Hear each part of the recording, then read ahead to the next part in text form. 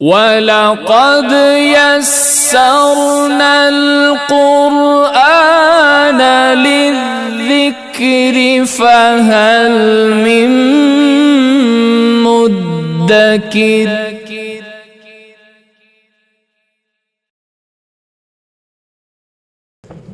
اعوذ باللہ من الشیطان الرجیم بسم اللہ الرحمن الرحیم یاسین والقرآن الحکیم انک لمن المرسلین۔ یہ سورہ یاسین مکی صورت ہے۔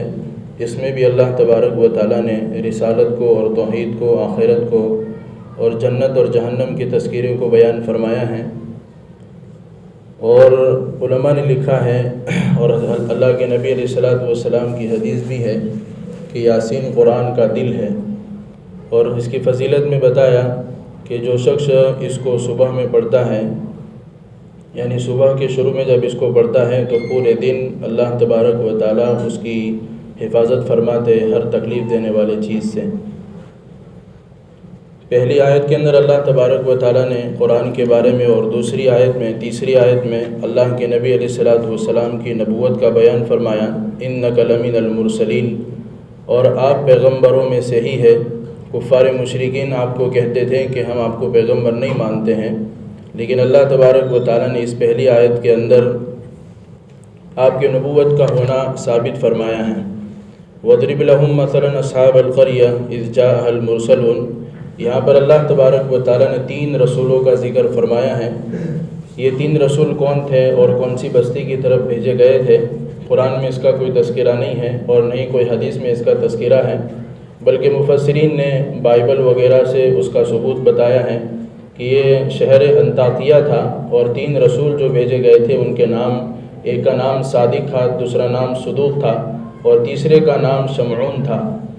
یہ ایک ایسی بستی کی طرف بھیجے گئے تھے کہ یہ بستی بتوں کو پوجا کرتی تھی، اور اس میں سے کوئی بھی ایسا نہیں تھا جو ایمان والا ہو، یعنی ایک توحید کو مانتا ہو۔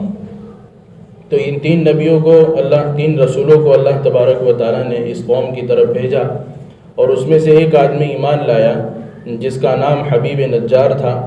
جب اس کو اس بات کا علم ہوا کہ قوم نے رسولوں کی بات کو نہیں مانا، ان کو جھٹلا دیا، تو یہ آدمی دوڑتا ہوا اپنے قوم کے پاس آیا۔ وَجَاءَ مِنْ أَقْصَى الْمَدِينَةِ رَجُلٌ يَسْعَىٰ قَالَ يَا قَوْمِ اتَّبِعُوا الْمُرْسَلِينَ۔ یہ دوڑتا ہوا اپنی قوم کے پاس آیا اور کہنے لگا، اے میری قوم، تم ان رسولوں کا اتباع کرو، یہ تم سے کسی اجر کا سوال نہیں کرتے ہیں، بلکہ یہ تم کو ہدایت دینا چاہتے ہیں، سیدھے راستے کی طرف بلاتے ہیں۔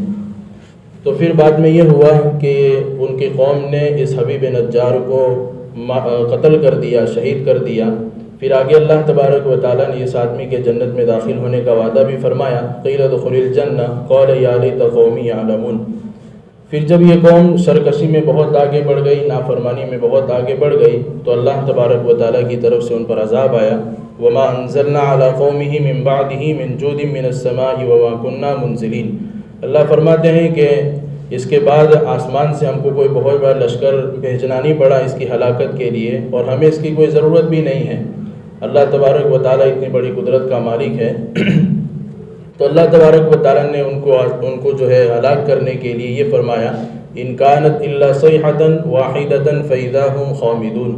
صرف فرشتے کی ایک چیخ نے ان ساروں کو ہلاک کر دیا کہ جبرائیل امین نے ایک چیخ لگائی، ان کے ساروں کے دلوں کے کلیجے پھٹ گئے، اور وہ قوم ہلاک و برباد ہو گئی۔ الیوم نختم علی افواہہم وتکلمنا ایدیہم وتشہد ارجلہم بما کانوا یکسبون۔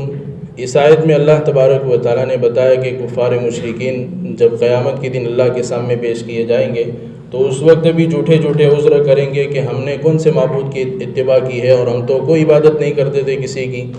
تو ان کے جھوٹے عذر جب اپنے منہ سے بیان کریں گے تو اللہ ان کے منہ پر مہر لگا دے گا، یعنی ان کے منہ کے اندر جو بولنے کی طاقت تھی وہ ختم کر دی جائے گی۔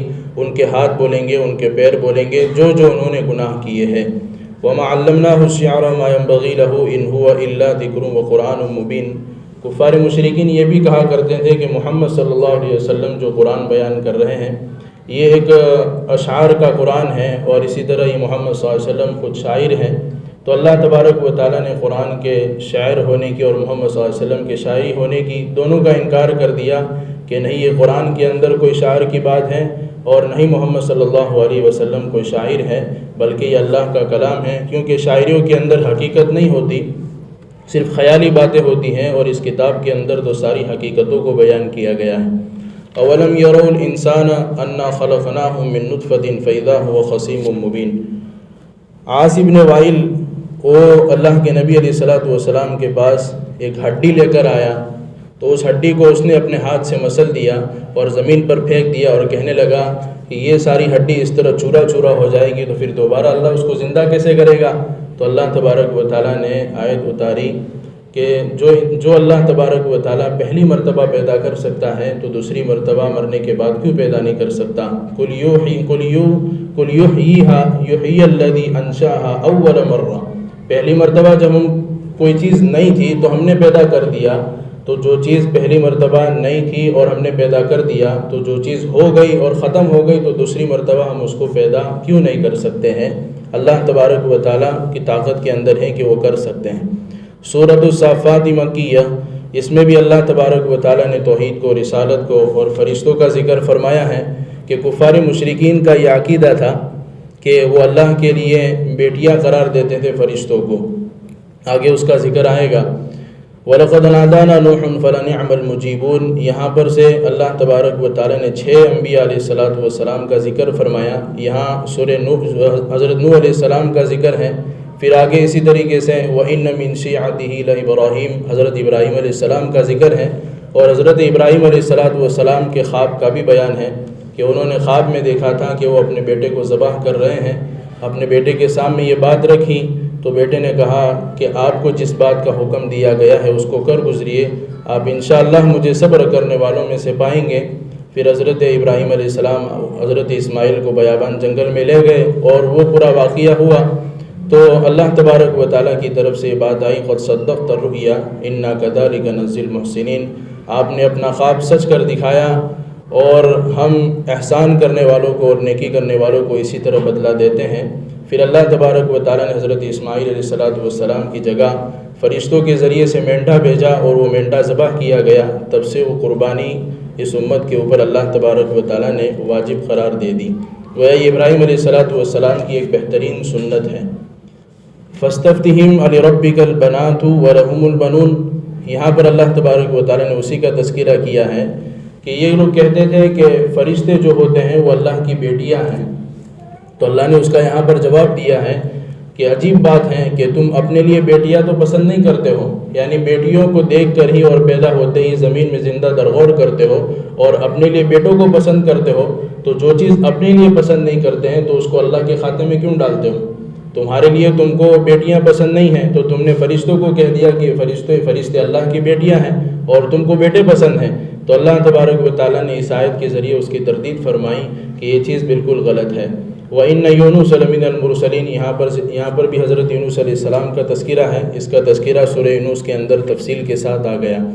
سورۃ الصاد مکیہ، یہ بھی مکی صورت ہے، مکہ کے اندر نازل ہوئی، اس میں بھی توحید کو، رسالت کو، آخرت کو بیان کیا گیا۔ اجعل الآلہۃ الہا واحدا ان ھذا لشیء عجاب، اللہ کے نبی علیہ السلام جب توحید کی دعوت دینے لگے تو کفار مشرکین کو جلن ہونے لگی، کیونکہ ان کے بہت سارے معبود الگ الگ تھے۔ تو اللہ کے نبی علیہ السلام ابو طالب کے ساتھ رشتہ داری کو نبھاتے تھے، اور ابو طالب بھی اللہ کے نبی صلی اللہ علیہ وسلم کی رشتہ داری کو نبھاتے تھے۔ تو کفار مشرکین ابو طالب کے پاس آئے، کہنے لگے کہ محمد کو کہہ دو کہ ہمارے معبودوں کو برا بھلا نہ کہیں، اور جب وہ ہمارے معبودوں کو برا بھلا نہیں کہیں گے تو ہم ان کو اسلام کی دعوت دینے کی اجازت دیں گے۔ تو اللہ کے نبی علیہ السلام کے سامنے جب ابو طالب نے یہ بات رکھی تو اب اللہ کے نبی علیہ السلام نے کہا کہ کیا میں ایسے کلمے کی دعوت نہ دوں کہ اگر وہ اس کلمے کو قبول کر لیں گے تو پورا عرب ان کے سامنے سرنگو ہو جائے گا، یعنی کہ جھک جائے گا۔ تو ابو طالب نے کہا کہ کون سا کلمہ ہے؟ کہ یہی کہ لا الہ الا اللہ محمد الرسول اللہ، کہ اللہ کو ایک مان لو اور مجھے نبی مان لو۔ اور یہ چیز ان کے لیے بہت مشکل تھی کہ اگر ہم اللہ کو معبود مان لیتے ہیں تو یہ سارے معبود کا انکار کرنا پڑے گا، اور نبی کو رسول مانتے ہیں تو ہماری ناک کٹ جائے گی اور ہمارا عہدہ ختم ہو جائے گا۔ تو یہ چیز ان کو ناگوار تھی، لیکن پھر بھی یہ لوگ مانے نہیں۔ پھر آخر میں سورہ صاد کے آخر میں اللہ تبارک و تعالیٰ نے حضرت ایوب علیہ السلام کا تذکرہ کیا اسی طرح حضرت اسماعیل کا، حضرت یسع کا، حضرت ذوالکفل کا اور بھی انبیاء علیہ الصلوۃ والسلام کا اس صورت میں ذکر ہوا ہے۔ سورۃ الزمر مکیہ، اس میں بھی اللہ نے توحید کو، رسالت کو، آخرت کو بیان کیا ہے۔ اور اللہ تبارک و تعالیٰ نے پارے کے اخیر میں فرمایا افمن شرح اللہ صدرہ للاسلام فہو علی نور من ربہ، کہ اللہ تبارک و تعالیٰ اسلام کے لیے جس کے سینے کو کھول دیتا ہے اس کو شرح صدر کہتے ہیں، کہ جب اس کا سینہ جو ہے اسلام کے لیے کھل جاتا ہے تو وہ اپنے رب کی طرف سے نور اور روشنی میں ہوتا ہے۔ جب یہ آیت اتری تو صحابہ نے پوچھا کہ یا نبی اللہ شرح صدر کا مطلب کیا ہے؟ تو اللہ کے نبی علیہ الصلوۃ والسلام نے ارشاد فرمایا کہ شرح صدر اس کو کہتے ہیں کہ اسلام کے اوپر اس کا چلنا بھی آسان ہو اور اسلام کا سمجھنا بھی اس پر آسان ہو۔ پھر صحابہ نے پوچھا کہ اس کی نشانی کیا ہے؟ تو اس کی نشانی اللہ کے نبی علیہ الصلوۃ والسلام نے فرمایا کہ اس آدمی کا جنت کی طرف رجوع ہوتا ہو، دنیا سے بے رغبتی ہو اور موت سے پہلے پہلے آخرت کی تیاری کرتا ہو۔ اس کا مطلب یہ ہے کہ اس کو اسلام کے بارے میں شرح صدر ہو چکا ہے۔ ضرب اللہ مثلا رجلا فیہ شرکاء متشاکسون ورجلا سلما لرجل، یہاں پر اللہ تبارک و تعالیٰ نے ایک مثال کے ذریعے سے ایک بہترین بات سمجھائی ہے پارے کے اخیر میں، کہ ایک غلام ہے جو بہت سارے آقاؤں کا غلام ہے، تو وہ جب کسی آقا کی ماننے کے لیے چلتا ہے تو یہ آقا کچھ اور کہتا ہے، یہ آقا کچھ اور کہتا ہے، یہ آقا کچھ اور کہتا ہے، تو وہ کنفیوز ہو جاتا ہے کہ کس کی بات مانوں۔ ایک تو یہ غلام ہے، دوسرا غلام ہے کہ اس کا آقا ایک ہی ہے، اس کا آقا ایک ہی ہے تو اس کو ماننے میں کوئی مشکل نہیں ہے۔ تو اسی طرح یہ کفار مشرکین کا اور ایمان والوں کا حال ہے کہ یہ کفار مشرکین اپنے معبودوں کو ماننے میں کھلبل میں مچے ہوئے ہیں، یعنی یہ کہتا ہے کہ یہ کر، یہ کہتا ہے یہ کر، اور ایمان والوں کا حال یہ ہے کہ ان کا آقا ایک ہی ہے، ان کا مولا ایک ہی ہے، یعنی کہ اللہ تبارک و تعالیٰ، تو ان کو ماننے میں کوئی حرج نہیں ہوتی ہے اور عمل کرنے میں کوئی حرج نہیں ہوتی ہے۔ تو پتہ چلا کہ اصل عبادت تو اللہ ہی کی جاتی ہے۔ اور اخیر میں اللہ تبارک و تعالیٰ نے اپنی تعریف بھی فرمائی الحمدللہ بل اکثرهم لا يعلمون انک میت وانہم میتون ثم انکم یوم القیامت عند ربہم تختصمون، کہ تمام تعریفیں اسی اللہ کے لیے ہیں لیکن اس میں بھی اکثر لوگ جانتے نہیں ہیں۔ یعنی اصل تو توحید کی دعوت ہی ہے، اللہ کے ایک ماننے ہی کی دعوت ہے، کیونکہ سارے آسمان کو، زمینوں کو، چاند کو، ستاروں کو، یہ سارا نظام ایک اللہ تبارک و تعالیٰ چلاتا ہے، تو پھر عبادت بھی اسی کی کرنی چاہیے۔ یہ تمہارے معبود تو کچھ نہیں کرتے، صرف اپنی جگہ پر پڑے ہیں، تم ان سے کچھ چیز پوچھو تو جواب نہیں دیتے، ان پر مچھر بیٹھ جائیں تو اس کو اڑانے کے قابل نہیں ہے، ان کے اندر اتنی طاقت نہیں ہے، تو تم ان کی عبادت کیسے کرتے ہو؟ عبادت تو اس کی کرنی چاہیے جو سارے جہانوں کا مالک ہے اور چاند ستاروں کا مالک ہے، زمین آسمان کا مالک ہے، اسی کی عبادت کرنی چاہیے۔ اللہ تبارک و تعالی ہم سب کو کہنے سننے زیادہ عمل کرنے کی توفیق عطا فرمائے۔